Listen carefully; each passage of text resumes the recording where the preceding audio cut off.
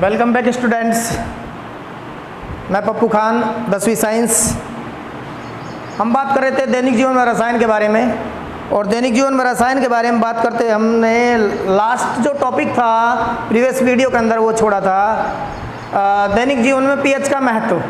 दैनिक जीवन में पीएच के महत्व के बारे में बात कर रहे थे। तो पीएच के महत्व में हमने पढ़ लिया था कि भाई हमारी जो जैविक क्रिया होती हैं वो उनमें पीएच का क्या महत्व होता है। दूसरा हमने पॉइंट पढ़ा था कि उदर में अम्लता होती है, उसको किस प्रकार पीएच प्रभावित करता है। तीसरा हमने पढ़ा था दंत क्षरण के बारे में पढ़ा था पीएच के बारे में, कि पीएच किस प्रकार दंत क्षरण में इम्पोर्टेंस रखता है, अपने महत्व रखता है। नेक्स्ट हम पढ़ेंगे आज कीटों का डंक। तो पहले हम बात कर लेते हैं, यहाँ पर थोड़ा सा लिख लेते हैं प्रीवियस टॉपिक्स को शॉर्ट में। पीएच का दैनिक जीवन में महत्व। दैनिक जीवन में महत्व हमने बात की थी जैविक क्रियाओं में।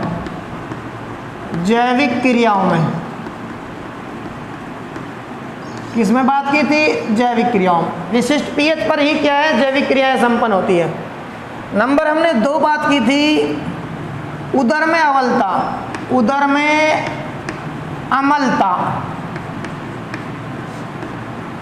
नंबर 3 बात की थी हमने दंत क्षय या क्षरण। अब हम बात कर रहे हैं नंबर 4 कीटों का डंक, स्टिंग ऑफ इंसेक्ट्स। यहां पर हम बात करेंगे अब। तो कीटों के डंक के बारे में बात करते हैं। तो जो कीट जो होते हैं, जैसे कि आपने मधुमक्खी देखी होगी, लाल चींटी देखी होगी, ततैया देखा होगा। जैसे मधुमक्खी, लाल चींटी,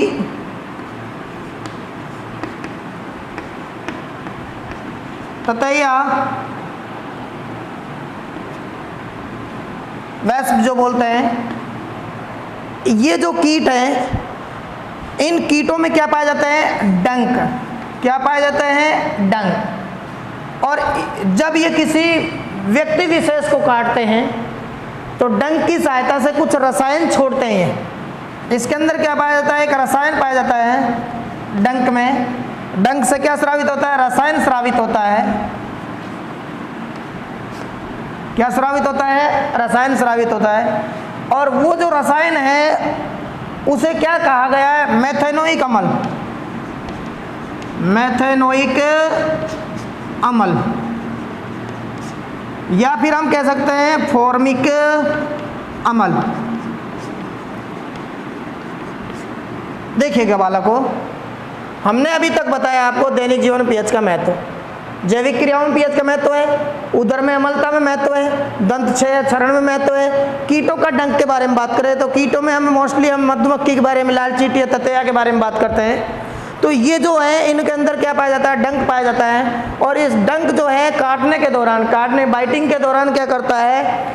एक रसायन स्रावित करता है। उस रसायन का नाम क्या है? मेथेनोइक अम्ल या फॉर्मिक अम्ल। मेथेनोइक या फॉर्मिक अम्ल। ये वैसे तो दुर्बल प्रकृति का है, दुर्बल अम्ल है,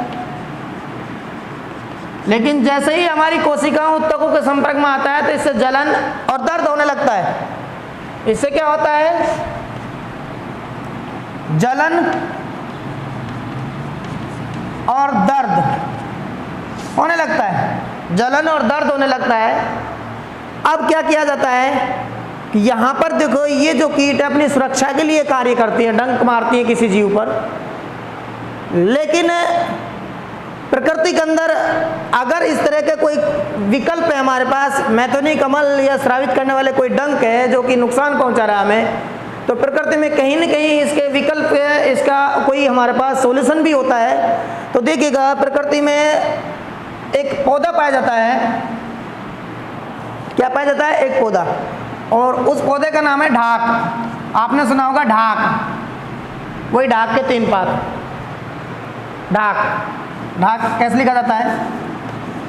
ढाक के 3 पात। ये जो ढाक का पौधा होता है ठीक है। इसकी जो पत्तियां होती है, इसकी जो पत्तियां होती हैं, पत्तियां, इनमें दुर्बल प्रकार का क्षार पाया जाता है। दुर्बल प्रकार का क्षार पाया जाता है। जैसे ही इस तरह के कीट हमारे डंक मारते हैं, हमें जलन और दर्द का अनुभव कराते हैं, तो उस दौरान प्रकृति ने हमें एक सॉल्यूशन दिया है कि ढाक के जो पौधे होते हैं उनकी पत्तियों का अगर उस काटे हुए क्षेत्र पर रगड़ दिया जाए तो हमें तुरंत राहत मिलती है, क्योंकि ये जो क्या है, दुर्बल अमल और ये क्या है, दुर्बल क्षार जब आपस में क्रिया करेंगे तो एक दूसरे के गुणों को नष्ट कर देंगे और हमें क्या प्रदान करेंगे, ये राहत प्रदान करते हैं। इसके अलावा हमने ये देखा कि ये इस कीटों के डंक से काटे हुए क्षेत्र को जलन और दर्द से बचाने के लिए दुर्बल प्रकार के क्षार का उपयोग किया जाता है। और रासायनिक क्षार होते हैं, जैसे कि हमने बात की यहाँ पर sodium bicarbonate, sodium bicarbonate, sodium bicarbonate. ये जो सोडियम बाइकार्बोनेट, इसका सूत्र होता है NaHCO3। सोडियम हाइड्रोजन कार्बोनेट भी बोलते हैं इसको, क्या बोलते हैं, सोडियम हाइड्रोजन कार्बोनेट। ये क्या है, दुर्बल क्षार। क्या है ये, दुर्बल क्षार। तो कीटों के द्वारा जो डंक ग्रस्त क्षेत्र है उस पर अगर सोडियम बाइकार्बोनेट लगा दिया जाए तो हमें राहत मिलती है, सूजन में भी कमी आती है और दर्द में भी क्या होती है, कमी आती है। तो ये हमारे पास कीटों के डंक से संबंधित हमारे पास क्या है, पीएच का एक महत्व है। अब हम बात करेंगे नेक्स्ट, अम्ल वर्षा। बहुत बहुत इंपॉर्टेंट टॉपिक है अम्ल वर्षा। अम्ल वर्षा, एसिडिक रेन जो होती है, होता क्या है इसके अंदर, एसिडिक रेन के अंदर, अम्ल वर्षा के अंदर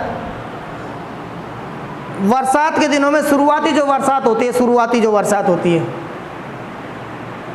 वो होती है हानिकारक बरसात होती है जीव जंतुओं के लिए, पौधों के लिए भी। इन पौधों के लिए भी कैसी होती है, हानिकारक होती है। शुरुआत में जो बरसात होती है, क्यों होती है हानिकारक, उसके हम कारण बताते हैं आपको। कारण ये है कि भाई जब बरसात नहीं हो रही होती है तो उस दौरान वायुमंडल में बहुत सारे प्रदूषक गैसें पाई जाती हैं। उन प्रदूषक गैसों के अंदर सल्फर के और नाइट्रोजन के ऑक्साइड उपस्थित होते हैं। किसके ऑक्साइड उपस्थित होते हैं, सल्फर और नाइट्रोजन। तो हम नेक्स्ट जो हम बात कर रहे थे, कौन सा हमारे पास पॉइंट था, जैविक में। उसके बाद हमने बात की तो उदर के अंदर, दंत के अंदर, कीटों के डंक के अंदर। 5वें नंबर पर हमारे पास कौन सा था, हमारे पास अम्ल वर्षा। अम्ल वर्षा, एसिडिक रेन। बहुत अच्छा कॉन्सेप्ट है ये।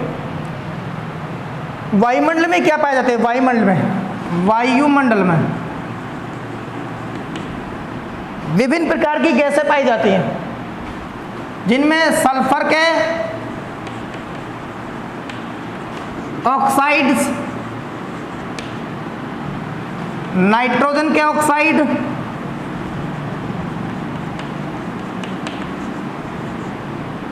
सल्फर के ऑक्साइड और नाइट्रोजन के ऑक्साइड। यहां पर इसको हम कह सकते हैं SOX। X का मतलब 2 3 4 5। यहां पर NOX 1 2 3 4 किसकी जगह, X की जगह। ये क्या पाए जाते हैं, वायुमंडल के अंदर पाए जाते हैं। जब बरसात होती है तो बरसात का जो जल होता है इन ऑक्साइड के संपर्क में आता है, और इन ऑक्साइड के संपर्क में आने के पश्चात क्या बना लेता है, अम्ल बना लेता है। इन ऑक्साइड के संपर्क में आने के पश्चात क्या बना लेता है, अम्ल बना लेता है। किसकी उपस्थिति में, तड़ित चालित की उपस्थिति में। बिजली कड़कती है ना, तो बिजली कड़कने के दौरान क्या मिल जाती है, हीट मिल जाती है, टेम्परेचर मिल जाता है, और पानी बरसात के रूप में बादलों से बरस रहा है, और ऊपर से ये गैसेज हैं, ये आपस में परस्पर मिलकर क्या बना लेती है, अम्ल बना लेती है। कैसे बना लेती है, देखो SOX प्लस H2O क्या बना लेती है, H2SO4, और इधर NOX प्लस H2O ये क्या बना लेती है, HNO3। देखो ये तो है सल्फर के ऑक्साइड, और ये क्या है, वर्षा जल।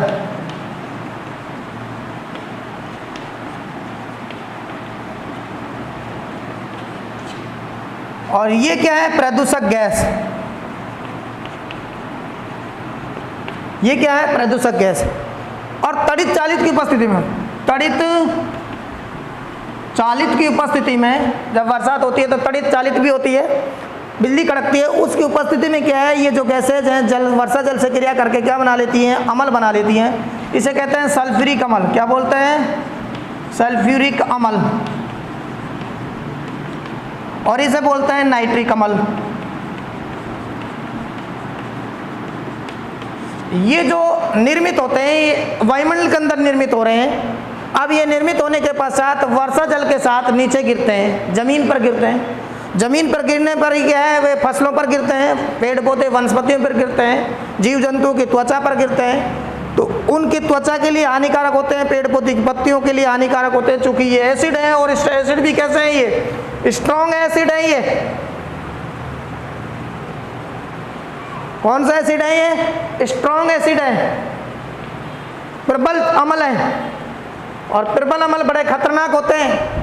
जैसे ही जीव जंतु और पेड़ पौधे के संपर्क में आते हैं तो उनको ये क्या करते हैं, नुकसान पहुंचाते हैं, उनके ऊतकों को क्षति पहुंचाते हैं। तो इस प्रकार की जो बरसात होती है उस बरसात को क्या कहते हैं, एसिड रेन कहते हैं। आपको एडवाइज किया जाता है ये कि जब मानसूनी दौर के दौरान, गर्मी के दिनों में जब शुरुआती बरसात होती है, उस शुरुआती बरसात के दौरान कभी भी भीगना नहीं चाहिए या नहाना नहीं चाहिए, क्योंकि शुरुआती बरसात के अंदर अम्ल की मात्रा पाई जाती है और वो अम्ल हमारे शरीर की स्किन पर जब संपर्क में आता है तो स्किन डिजीज उत्पन्न करता है, त्वचा संबंधी रोग उत्पन्न कर देता है।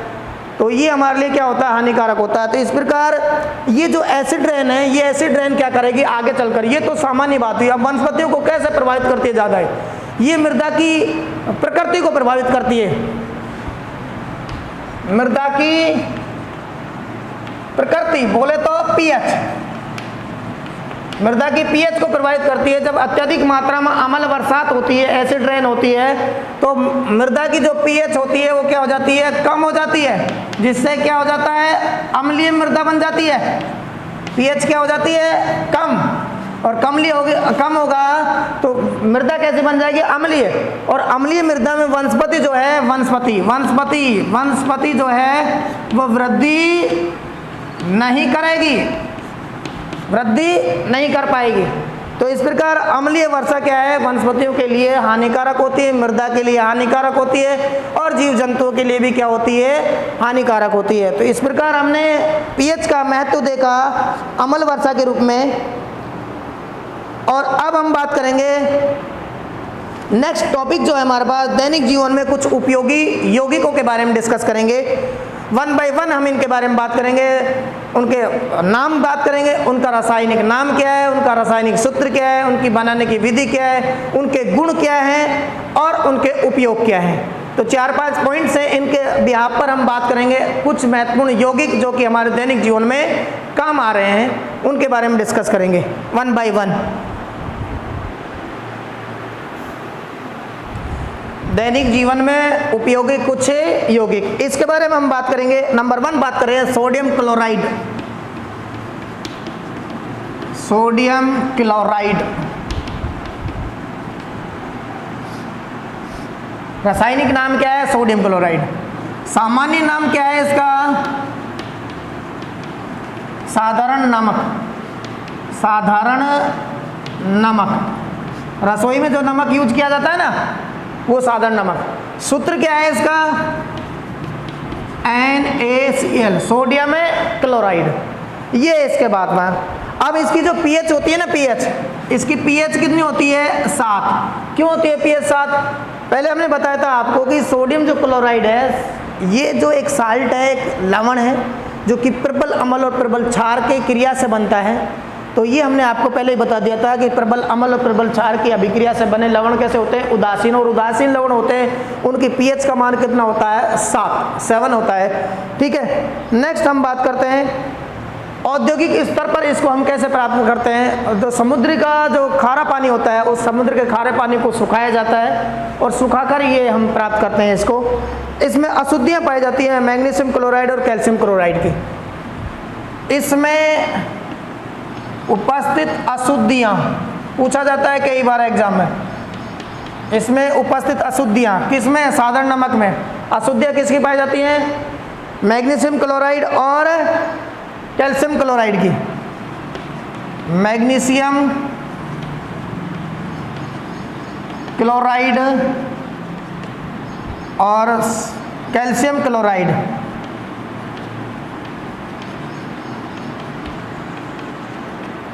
इसको बोलते हैं MgCl2, इसको बोलते हैं CaCl2। मैग्नीशियम क्लोराइड और कैल्शियम क्लोराइड की क्या पाई जाती है? इसके अंदर अशुद्धियाँ पाई जाती हैं। खास बात यह है। अब हम बात कर लें शुद्धिकरण कैसे किया जाता है इसका। शुद्धिकरण करने के लिए क्या किया जाता है? यहाँ पर शुद्धिकरण की बात करें, प्यूरिफिकेशन,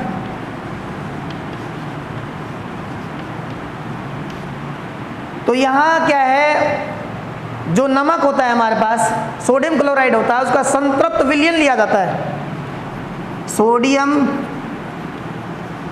क्लोराइड का संतृप्त विलयन, इसमें कौन सी गैस प्रवाहित की जाती है? HCl gas. HCl गैस प्रवाहित की जाती है, जिससे क्या होता है? सोडियम क्लोराइड अवक्षेपित हो जाता है, जिसके फलस्वरूप क्या प्राप्त हो जाता है? सोडियम क्लोराइड अवक्षेपित। सोडियम क्लोराइड अवक्षेपित हो जाता है और इसे क्या कर लिया जाता है? प्राप्त कर लिया जाता है, शुद्ध कर लिया जाता है, इस तरह से प्राप्त कर लिया जाता है इसको। इसमें अशुद्धियाँ कौन सी होती है? मैग्नीशियम क्लोराइड और कैल्शियम क्लोराइड की। पूछा जाता है साधारण नमक में अशुद्धियाँ किसकी पाई जाती हैं? 2, MgCl2 और CaCl2 की। नेक्स्ट, इसका शुद्धिकरण कैसे किया जाता है? सोडियम क्लोराइड का संतृप्त सैचुरेट सोल्यूशन लिया जाता है, जिसमें अत्यधिक मात्रा में क्या पाया जाता है? NaCl पाया जाता है। अब उसके अंदर क्या है? HCl गैस प्रवाहित की जाती है, तो जिसके कारण क्या है? सोडियम क्लोराइड अलग हट जाता है। ये क्या हो जाता है? अलग हो जाता है। अलग हो जाता है तो इसको क्या कर लेते हैं हम? अलग से सेपरेट कर लेते हैं। तो इस प्रकार क्या किया जाता है? इसका शुद्धिकरण किया जाता है। अब इसका हम बात करते हैं प्रॉपर्टीज। क्या बात करेंगे? इसके प्रॉपर्टीज। तो इसके जो गुण है, जो हमारे बात करते हैं गुण, उनके बारे में बात करेंगे और इसका उपयोग के बारे में बात करेंगे। सोडियम क्लोराइड का गुण और उपयोग।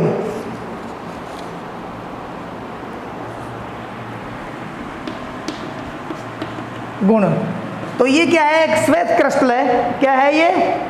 श्वेत ठोस पदार्थ है। श्वेत ठोस पदार्थ। अरे देखा होगा आपने, नमक कैसा होता है? श्वेत ठोस पदार्थ है। इसका गलनांक जो होता है उच्च होता है। इसका गलनांक उच्च, बोले तो 108 डिग्री केल्विन, सॉरी 108 नहीं, 1081,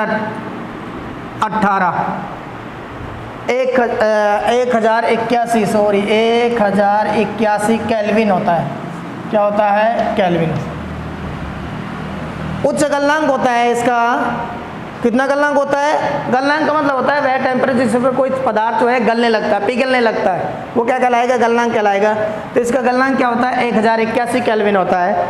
नेक्स्ट, इसका जो जलीय विलयन है वो क्या होता है? आयनित हो जाता है, या कह सकते हैं यह जलीय विलयन में आयनित हो जाता है। आयनित हो जाता है का मतलब यह NaCl एक्वस, बताया था मैंने आपको, Na+ एक्वस और Cl- एक्वस, ये आयन के रूप में, ये क्या है? आयन के रूप में विभाजित हो जाता है, विघटित हो जाता है। तो इसके प्रॉपर्टी क्या है सोडियम क्लोराइड की? ये श्वेत ठोस पदार्थ होता है, इसका गलनांक हाई होता है, 1081 केल्विन होता है, ये जलीय विलयन में आयनित हो जाता है, आयनों में विभाजित हो जाता है। नेक्स्ट हम बात करते हैं इसका उपयोग। इसका उपयोग के बारे में बात करेंगे तो उपयोग में क्या है? एक तो सबसे पहली बात तो ये रसोई में है, भोजन को स्वादिष्ट बनाने के लिए उपयोग, भोजन को स्वादिष्ट बनाने में नेक्स्ट खाद्य परिरक्षण में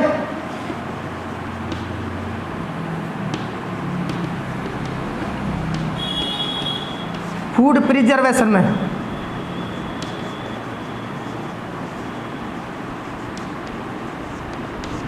मतलब भोजन को लंबे समय तक सुरक्षित बनाने के लिए क्या किया जाता है, इसको उपयोग किया जाता है। आपने देखा होगा जो अचार और मुरब्बे होते हैं ना, अचार और मुरब्बा, अचार के बारे में बात करें तो अचार में अधिक नमक रखा जाता है। क्यों रखा जाता है? ताकि अचार खराब ना हो, लंबे समय तक सही बना रहे। इसके अलावा हिमीकरण मिश्रण में, हिमीकरण मिश्रण में जो बर्फ़ होती है ना, बर्फ़ जमाने में काम में किया जाता है इसका, बर्फ़ जमाने में, फ्रीजिंग में इसका उपयोग किया जाता है, ठीक है, हिमीकरण मिश्रण के रूप में। और नेक्स्ट इसका उपयोग है NaOH बनाने में, NaOH बनाने में, Na2CO3, NaHCO3,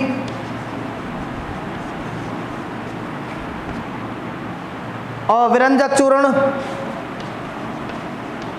विरंजक चूर्ण बोले तो CaOCl2 बनाने में। किसमें उपयोग किया जाता है इसका? भोजन को स्वादिष्ट बनाने में किया जाता है, खाद्य परिरक्षण में किया जाता है, हिमीकरण मिश्रण के रूप में किया जाता है, सोडियम हाइड्रोक्साइड है, सोडियम कार्बोनेट है, सोडियम हाइड्रोजन कार्बोनेट या सोडियम बाइकार्बोनेट, और विरंजक चूर्ण बनाने में इसका उपयोग किया जाता है। किसका उपयोग किया जाएगा? सोडियम क्लोराइड का। तो हमने अभी इस प्रकार सोडियम क्लोराइड के बारे में क्या बात की? सोडियम क्लोराइड का सामान्य नाम साधारण नमक, सूत्र NaCl, सोडियम क्लोराइड। pH इसकी क्या होती है? 7 होती है, उदासीन होता है नेचर में ये, ठीक है।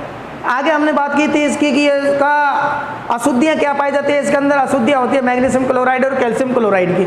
इसका शुद्धिकरण कैसे किया जाता है? जो समुद्री जो पानी होता है उससे प्राप्त किया जाता है। वैसे तो इसको, इसकी मेथड क्या है, बनाने की मेथड क्या है? समुद्री जो खारा पानी होता है उसको सुखाया जाता है वाष्पीकरण क्रिया द्वारा और नमक प्राप्त किया जाता है। लेकिन इसका शुद्धिकरण कैसे किया जाता है? शुद्धिकरण के लिए क्या किया जाता है? NaCl का संतृप्त विलयन लिया जाता है, उसमें HCl गैस प्रवाहित की जाती है। HCl गैस प्रवाहित करने पर क्या है? NaCl अवक्षेपित हो जाता है, अलग हो जाता है, और उस अलग को हम क्या कर लेते हैं? सेपरेट कर लेते हैं, अलग कर लेते हैं, उसको अलग करके सोडियम क्लोराइड प्राप्त कर लिया जाता है। अब इसके गुण के बारे में बात की थी हमने, तो ठोस होता है, श्वेत ठोस होता है इसका, ठीक है। गलनांक हाई होता है, 1081 केल्विन होता है। इसके अलावा हम बात करते हैं अत्यधिक विलय होता है, ये जल में अत्यधिक विलय होता है, आयनी जल में आयन में विभाजित हो जाता है। ये उपयोग के बारे में भी अब डिस्कस कर ही रहते हैं हम यहाँ पर, भोजन को स्वादिष्ट, खाद्य परिरक्षण, हिमीकरण के रूप में, और ये सारे कंपाउंड से इनको बनाने में इसका उपयोग किया जाता है। नेक्स्ट हम बात करेंगे सोडियम हाइड्रोक्साइड के बारे में बात करेंगे। नेक्स्ट है हमारे पास सोडियम हाइड्रोक्साइड। दूसरा कंपाउंड क्या है हमारे पास? Sodium hydroxide. Sodium hydroxide, sodium hydroxide, सूत्र क्या है इसका? NaOH। बनाने की विधि क्या है इसकी? बनाने की विधि बहुत इंपॉर्टेंट विधि है ये, बनाने की विधि देखेगा। जो सोडियम क्लोराइड होता है ना, सोडियम क्लोराइड, उसका जलीय विलयन के अंदर, उसका जलीय विलयन का वैद्युत अपघटन कराया जाता है। इसके अंदर क्या किया जाता है? सोडियम क्लोराइड का जलीय विलयन का वैद्युत अपघटन कराने पर क्या प्राप्त होता है हमें? सोडियम हाइड्रोक्साइड प्राप्त होता है। सोडियम क्लोराइड के जलीय विलयन का वैद्युत अपघटन कराने पर क्या प्राप्त होता है? Sodium hydroxide.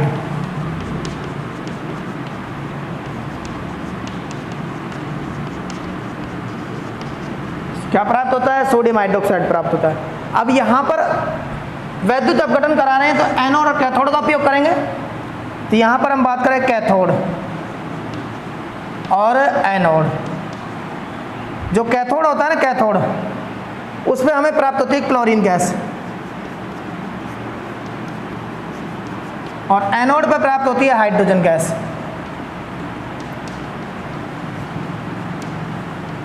क्या प्राप्त होती है? Hydrogen gas.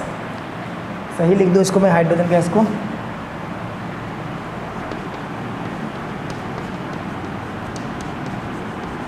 कैसे रिएक्शन होती है देखेगा, ये हमारे पास अभी हमने बात की NaCl एक्वस जलीय विलयन, बोले तो यहाँ पर H2O, ठीक है ना, इसका जलीय विलयन है। इस जलीय विलयन का क्या किया? वैद्युत अपघटन किया, वैद्युत अपघटन, वैद्युत अपघटन किया। वैद्युत अपघटन के अंदर हमने देखा यहाँ पर क्या बना, प्राप्त हुआ है NaOH एक्वस में प्राप्त हुआ है, प्लस Cl2 प्लस हाइड्रोजन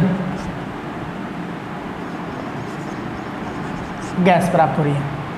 ये देखेगा अब यहाँ पर इस तरह से हमारे पास ये प्राप्त हुआ है। तो यहाँ अगर हम बैलेंस करके देखें तो 2 लगा दे, इधर ये लगा दे, ठीक। अब ये प्रक्रिया हो रही है हमारे पास, तो ये तो हमारे पास कहाँ हो रही है? कैथोड पर। किस पे प्राप्त हो रही है? कैथोड पर। और ये कहाँ प्राप्त हो रहा है? एनोड पर।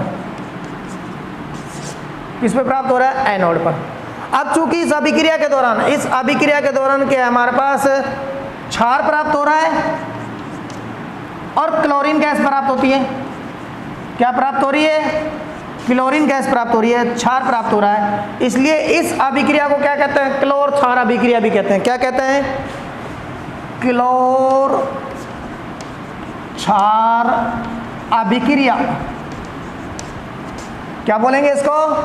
क्लोर क्षार अभिक्रिया भी कहते हैं। देखिएगा, अगेन रिपीट कर रहा हूं मैं आपको, इसकी बनाने की विधि क्या है? बनाने की विधि में क्या है? सोडियम क्लोराइड का जलीय विलयन का वैद्युत अपघटन कराया जाता है। इस वैद्युत अपघटन के फलस्वरूप क्या प्राप्त होती है हमें? एनोड पर हमें क्या प्राप्त होता है? Hydrogen gas. और कैथोड पर क्या प्राप्त होती है? Chlorine gas. और इसके अलावा क्या प्राप्त होता है हमें? सोडियम हाइड्रोक्साइड प्राप्त होता है। सोडियम हाइड्रोक्साइड एक प्रकार का क्षार है, ये क्लोरीन गैस है, दोनों निर्मित हो रहे हैं, क्षार और क्लोरीन गैस, इसलिए इसे क्या कहते हैं? क्लोर क्षार अभिक्रिया भी कहा जाता है। ठीक है, क्वेश्चन ऐसा पूछा जाता है, क्लोर क्षार अभिक्रिया के दौरान एनोड और कैथोड पर कौन कौन सी गैस प्राप्त होती है? इंपॉर्टेंट क्वेश्चन बनता है ये। तो एनोड पर कौन सी गैस प्राप्त हो रही है? Hydrogen gas. और कैथोड पर कौन सी गैस प्राप्त होती है? क्लोरीन गैस प्राप्त होती है। अब नेक्स्ट हम बात करेंगे इसके बारे में, इसके गुण। किसके बारे में बात करेंगे? इसके गुण और उपयोग के बारे में बात करेंगे। ठीक है, तो उसको हम बोर्ड को मिटा देते हैं एक बार। सोडियम हाइड्रोक्साइड के गुण। सोडियम हाइड्रोक्साइड के गुण के अंदर बात करते हैं तो ये कैसा होता है भाई? श्वेत चिकना ठोस होता है। श्वेत चिकना ठोस पदार्थ। नंबर 2, इसका गलनांक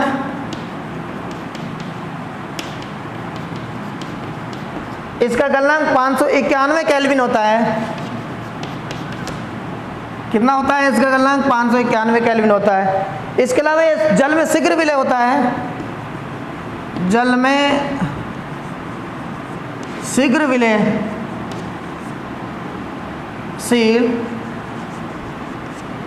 नेक्स्ट बात करें, जल में आयनित हो जाता है।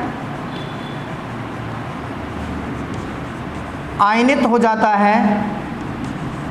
आयनित होने का मतलब क्या है? NaOH aqueous Na plus aqueous और OH माइनस एक्वस, तो ये आयनों में विभक्त हो जाता है। ठीक है, और एक प्रबल विद्युत अपघटक की तरह कार्य करता है। प्रबल वैद्युत अपघटक की तरह कार्य करता है। प्रबल वैद्युत अपघटक की तरह कार्य करता है ये। तो ये इसकी क्या हो गई? प्रॉपर्टी हो गई। अब हम बात करेंगे इसको उपयोग। इसके उपयोग के बारे में बात करेंगे। तो उपयोग में हम लिख देते हैं इसको,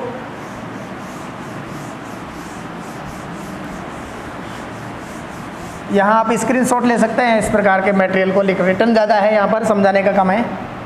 तो यहाँ देखिएगा, अब हम बात करते हैं उपयोग में। साबुन है, कागज है, सिल्क उद्योग में उपयोग।